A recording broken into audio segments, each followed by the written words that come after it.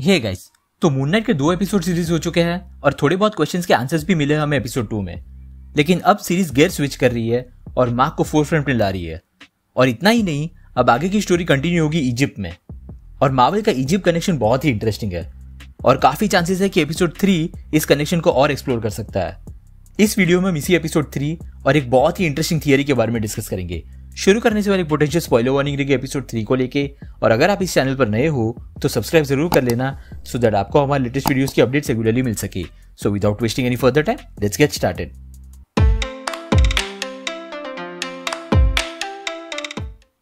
तो जैसा कि हमने एपिसोड 2 के एंड में देखा, मार्क और स्टीवन अब इजिप्ट आ पहुंचे हैं और नो डाउट यहाँ पर आर्थर हैरो भी आ पहुंचा होगा और उसके पास अब स्कैरब भी है।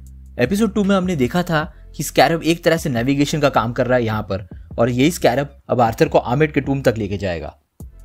अब अगर हम कुछ ट्रेलर्स के शॉट्स को देखें तो यहाँ इजिप्ट में ही लाइला भी आ पहुंची है और वो स्टीवन की मदद कर रही है। अब मार्क तो डेफिनेटली लाइला को इन्वॉल्व नहीं होने देगा। इसका मतलब है कि लाइला अकेली इजिप्ट आई होगी। और सबसे इंपॉर्टेंट बात यह है कि लाइला भी स्कैरब के बारे में पहले से जानती है। इनफैक्ट वो और मार्क दोनों ही स्कैरब के लिए लड़े थे और लाइला को मार्क के मून नाइट में ट्रांसफॉर्म होने के बारे में भी पहले से पता था। और खॉन्शु को भी लाइला के बारे में पता है और मार्क के बाद अपना अगला अवतार वो लाइला को चूज करने वाला है। लेकिन आखिर लाइला का पास्ट क्या है? अब अगर हम कॉमिक्स की बात करें तो जैसे कि मैंने पिछले थियरी वीडियो में बताया था, मार्क फ्रेंची डुचैम्प और रॉल बुशमैन के साथ एक आर्कियोलॉजिकल साइट पर रेड मारने के लिए गया था। और जब बुशमैन ने उस आर्कियोलॉजिकल साइट के लीड आर्कियोलॉजिस्ट पीटर अलोन को मार दिया एक इजिप्शियन फेरो के टूम को ढूंढने के लिए, तब मार्क ने पीटर अलोन की बेटी मर्लिन को बचाने के लिए बुशमैन पर हमला किया। जवाब में बुशमैन ने मार्क को बहुत बुरी तरह घायल कर दिया और उस इजिप्शियन डेजर्ट में मरने के लिए छोड़ दिया। उसके बाद बुशमैन ने वही खड़े सभी लोगों को मार दिया, बस मर्लिन, फ्रेंची और एक वहां के गांव वाले को छोड़कर, जिसे उस इजिप्शियन टूम के बारे में पता था। मार्क किसी तरह उस टूम तक पहुंचा ऑलमोस्ट मरी हुई हालत में, और मर्लिन ने उसे खॉन्शु के स्टैचू के नीचे रख दिया। वहां मार्क की आत्मा से पहली बार खॉन्शु का एनकाउंटर हुआ और खॉन्शु ने उसकी जान बचाने का वादा किया। लेकिन उसके रिटर्न में खॉन्शु की एक कंडीशन थी, मार्क को खॉन्शु को सर्व करना होगा और खॉन्शु के दिए हुए कामों को करना होगा। मार्क इसके लिए अग्री कर जाता है, जिसके बाद वो मून नाइट में ट्रांसफॉर्म होता है। इन सभी इवेंट्स के बाद मर्लिन और मार्क दोनों ही रोमांटिक रिलेशनशिप में थे काफी टाइम तक। और सेकेंड एपिसोड में हमें पता चलता है कि लाइला असल में मार्क की बीवी है। इन सभी पॉइंट्स को अगर हम रिलेट करें तो ये काफी क्लियर हो जाता है कि मर्लिन का role most probably Lyla play कर रही है इस सीरीज में। और सेकेंड एपिसोड में ये दिखाया जाता है कि मार्क और दूसरे मर्सिनरीज ने एक इजिप्शियन आर्कियोलॉजिकल साइट पर रेड मारी थी। यानी कि ये काफी सिमिलर प्लॉट लग रहा है कॉमिक से, और प्रॉब्ली यही वो जगह होगी जहां मार्क और लाइला पहली बार मिले होंगे। हो सकता है कि ये पूरी बैक स्टोरी मार्क की ओरिजिन की और लाइला के पास्ट की इसी एपिसोड 3 में दिखाई जाए। फ्रेंची डुचैम्प का कैरेक्टर तो इस सीरीज में टीज भी किया गया है, लेकिन रॉल बुशमैन इस सीरीज में शायद ना दिखे हमें, क्योंकि उसके और आर्थर के मोटिव्स बहुत सिमिलर है। दोनों ही इजिप्शियन टूम की तलाश में है। लेकिन आर्थर को यहाँ आमिड का अवतार बताया गया है और उसके पहले वो खुद फीस्ट ऑफ खॉन्शु था। तो यहाँ कॉमिक से स्टोरी जरूर डिविएट करती है, लेकिन चांसेस है कि रॉल बुशमैन का कैरेक्टर यहाँ आर्थर हैरो प्ले करेगा, सो दैट आर्थर का रोल और भी ज्यादा रिलेवेंट हो जाए इस पूरी स्टोरी में। अब अगर हम बात करें स्कैरब की, तो उसकी मदद से डेफिनेटली आर्थर को वो टूम जरूर मिल जाएगा, क्योंकि हम आर्थर और उसके बॉडीगार्ड्स को एक्सकैवेशन साइट पर देखते हैं स्कैरब के साथ, और वहां मार्क भी आ पहुंचता है जो उसे रोकने की कोशिश जरूर करेगा। हालांकि कुछ और क्लिप्स को अगर हम देखें तो इस सीरीज में एक पॉइंट पर आमिड को शायद अनलीश किया जाएगा, क्योंकि यहाँ वही पर्पल लाइट हमें दिख रही है जिसे हमने एपिसोड 2 में देखा था जब आर्थर ने एक जैकल को समन किया था। लेकिन अगर हम अब तक के आमिड के लोगों को जज करने के तरीके को देखें तो वो जज करता है लोगों को उन एक्शंस के लिए भी जो उस इंसान ने अभी तक किए ही नहीं है। ये ट्रेट किसी और मार्वल कैरेक्टर के अंदर भी था, अगर आपको याद हो तो। लोकी सीरीज में टीवीए के मिनटमैन सभी वेरिएंट्स को उन एक्शंस के लिए प्रूव करते थे जो उन वेरिएंट्स ने उस वक्त तक नहीं किए थे। जैसे कि सिल्वी, जिसे बचपन में ही टीवीए पकड़ कर ले गई और उसे पता तक नहीं था कि टीवीए उसे क्यों लेके जा रही है।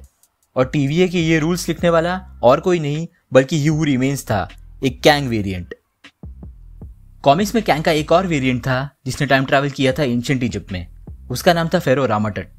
रामाटट के पास ऑलरेडी फ्यूचरिस्टिक टेक्नोलॉजी थी जिसका यूज करके उसने पूरी इजिप्ट पर कब्जा कर लिया था, और इसी टेक्नोलॉजी की वजह से वो लोगों के लिए एक तरह का गॉड बन गया था। उसने अपने बड़े बड़े स्टैचूज भी बनवाए और लोगों को पुराने इजिप्शियन गॉड्स को भूल जाने को कहा। अब अगर हम बात करें आमिड और रामाटट या कैंग में सिमिलैरिटीज की, तो दोनों ही सेम आइडियल्स को मानते हैं। दोनों ही लोगों के कोई एक्शन लिए बगैर ही उन्हें सजा देते हैं। आर्थर के पास जो आर्मेड का स्टाफ है वो एक तरह से दूसरी रियलिटी का दरवाजा खोलता है और उसी जगह से ये सारे जैकल्स आते हैं। वैसे ही हू रिमेन्स के पास अपना टेम्पैड था जो कि एक रियलिटी से दूसरी रियलिटी में जाने के लिए यूज होता था, वो भी टाइमलाइन में किसी भी पॉइंट पर, पास्ट, प्रेजेंट या फ्यूचर। तो मैं ये कहने की कोशिश कर रहा हूँ कि क्या ऐसा हो सकता है कि फेरो रामाटट और आर्मेड दोनों एक ही हो। रामाटट ने ही ये आइडेंटिटी बनाई हो खुद के लिए सो दैट वो लोगों के लिए हमेशा इमॉर्टल रह सके, लेकिन पास्ट में उसने कुछ ऐसे डिसीजंस लिए होंगे जो काफ़ी इनह्यूमन होंगे और इसी वजह से उसे बाकी इजिप्शियन गॉड्स ने बैनिश कर दिया होगा और उसे कहीं पर ट्रैप कर दिया होगा।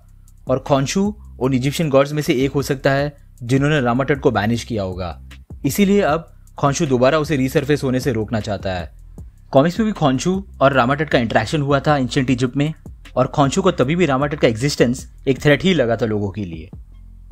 अब हमें ये नहीं भूलना चाहिए कि ये सीरीज सुपरनेचुरल जॉनरा को ज्यादा एक्सप्लोर कर रही है, स्पेशली अगर हम मून नाइट की बात करें तो वो खुद एक अवतार है इजिप्शियन मून गॉड खॉन्शू का, यानी कि एक लिटरल गॉड इन्वॉल्व है यहाँ पर जो आज भी उसे प्रोटेक्ट कर रहा है। और फेरो रामाटट या कैंग या इवन ही हू रिमेन्स, ये सभी वेरिएंट्स नथानियल रिचर्ड्स के हैं जो कि 31st सेंचुरी से है और वो पर्सन टेक्नोलॉजिकली ज्यादा एडवांस्ड है, लेकिन वो कोई सुपरनेचुरल एंटिटी या गॉड नहीं है। इन शॉर्ट, अब तक आर्मेड के पावर्स को एक सुपरनेचुरल वे में दिखाया गया है, तो ये थियरी कितनी सही साबित होगी ये देखना इंटरेस्टिंग होगा। लेकिन अब थर्ड एपिसोड और आगे के सभी एपिसोड्स इजिप्ट और एंशिएंट इजिप्ट को एक्सप्लोर करेंगे, तो डेफिनेटली कुछ ना कुछ तो जरूर टीज होगा कैंग या फेरो रामाटट को लेके। और एंशिएंट इजिप्ट की बात निकली है तो हमें ये नहीं भूलना चाहिए कि इसी जगह पर सबसे पहला म्यूटेंट आया था, अपोकलिप्स। हो सकता है कि अपोकलिप्स की टीज हमें देखने मिली सीरीज के एंड में, जो कि उसी वीक खत्म हो रही है जिस week Doctor Strange in the Multiverse of Madness release होने वाली है। और उस मूवी में हमें एक एक्समैन तो दिखने ही वाला है जो कि प्रोफेसर एक्स है।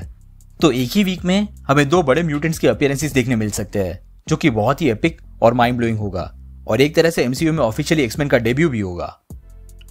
तो आपके क्या थॉट्स है इस थियरी को लेके, और आपके हिसाब से आर्मेड के अनलीश होने के बाद क्या होगा, नीचे कमेंट सेक्शन में जरूर बताना। अगर आपको वीडियो पसंद आया हो तो उसे लाइक जरूर कर देना और अगर आप इस चैनल पर नए हो तो सब्सक्राइब करना मत भूलना। हम रेगुलरली ऐसे वीडियोस पब्लिश करते हैं। हमारी रिसेंट वीडियोस को देखने के लिए यहाँ पे क्लिक करें। Thank you so much for watching guys, stay safe.